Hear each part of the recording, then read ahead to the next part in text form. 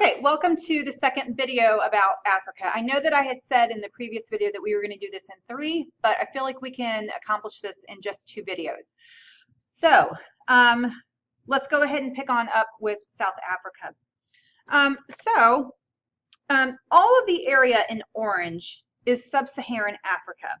So that means that all of this area here to the north, this white area, this is all North Africa. Today, though, we are going to start off here in the Belgian Congo. Now, think back to our walkabout that we did in class. There were 2 men you either read a quote from or read about, Dr. Livingstone and Henry Stanley. Now, Dr. Livingstone was a Scottish missionary who had traveled deep into Central Africa with a group of Africans to spread Christianity. Years and years had passed by and no one had heard from Dr. Livingstone. Most people presumed that he was dead. So an American newspaper hired Henry Stanley to go out and find Dr. Livingstone. In 1871, Mr. Stanley found Dr. Livingstone on the shores of Lake Tanganyika. Stanley decided to continue into Africa and explore the land even more. But more importantly, he wanted to trace the course of the Congo. This piqued the interest of the King of Belgium, who is King Leopold II. Now, in case you cannot tell by the quote here, King Leopold II was not the nicest guy. He commissioned Stanley to help him gain land in the Congo.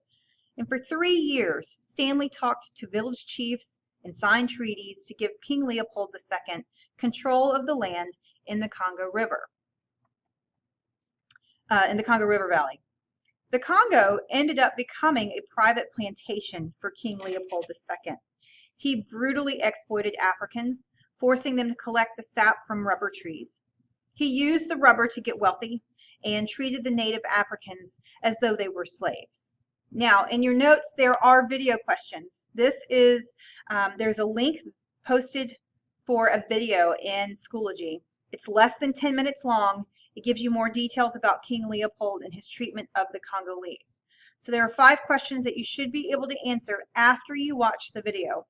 This will count as a homework grade, so please take care of that before I check your Cornell notes next class if you want to receive full credit. Remember that you can receive partial credit as long as you have it done before your unit test. Okay, so when you think of sub-Saharan Africa, I want you to remember King Leopold II, collecting rubber, and poor treatment of natives.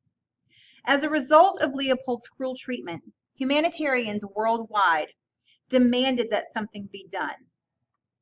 And in 1908,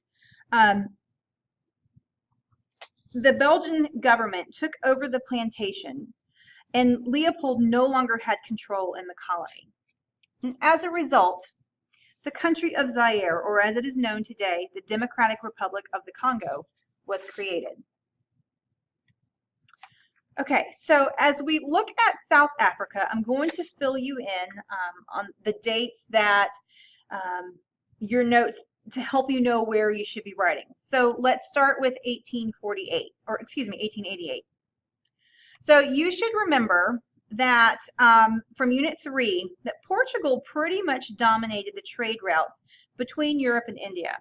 Now, one of the reasons why is because they set up trading posts in South Africa, which aided in establishing their dominance in the East Indies.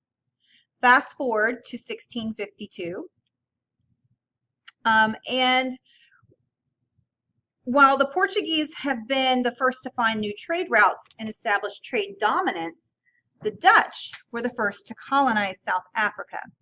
They came to the Cape of Good Hope to establish a place for Dutch ships to stop between the Indies and the Netherlands. Dutch settlers who had helped colonize were known as Boers. Okay, Boers. And that's the Dutch word for farmers. The Boers became farmers and traders in South Africa. They gradually took over Africans' lands there, and they were very successful in establishing large farms, resulting in a successful trading and farming community. Today, these folks are called Afrikaners.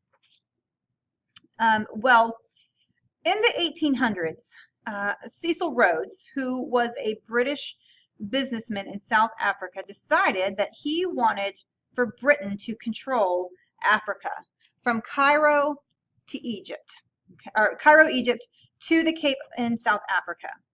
In order to do this, the British had to push the Boers inland, so the British could control all of the Cape Colony.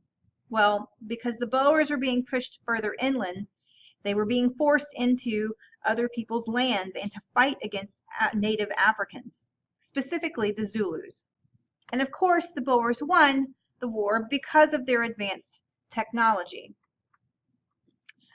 Diamonds had been found in the Boer territory. And the British, when they won the Boers War, simply because they had more supplies.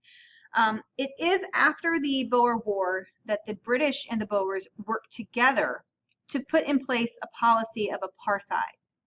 Okay, now I want you to just look at these photos for just a moment. Okay, so after looking at these photos, how would you define apartheid? Take a minute, jot it down in your notes. So if you wrote down racial segregation, then you understand what apartheid was. It was a government system of separating Europeans from non-Europeans. Unfortunately, things got a lot worse under apartheid before they got better, but we'll cover that in a couple more units. So at the end of the age of imperialism, there were only 2 countries that remained independent. Okay, Liberia was one of them. They were protected by the United States, and Ethiopia, which had defeated Italy in a war. Okay, now I want you to click pause in just a second. And in the chart in your notes, I want you to think of what some of the positive and negative results of imperialism could have been. I'm going to ask you to leave the last 3 blanks in each column because I'm going to go ahead and give you those. So go ahead, take just a minute to think about that, click pause, and write down your thoughts. Okay, I'm betting you probably had a hard time thinking of the good results for imperialism in Africa. So let me help you out a little bit. First, there was less local warfare between tribes occurring. So they had an enemy that they could unite against. Also, there were more humanitarian efforts that took place in Africa. So if you think back to King Leopold II and how people didn't like the way that he treated the natives, okay? Finally, there was more trade occurring. Now, trade is a good thing. I'm going to guess that you had no trouble thinking of the negative results, but let's make sure you have these. Africans, they lost control of their land. Also, if you think back to Unit 3, when we talked about the Columbian Exchange, remember how diseases were a part of that? Disease, again, had a negative impact on natives. New diseases were introduced.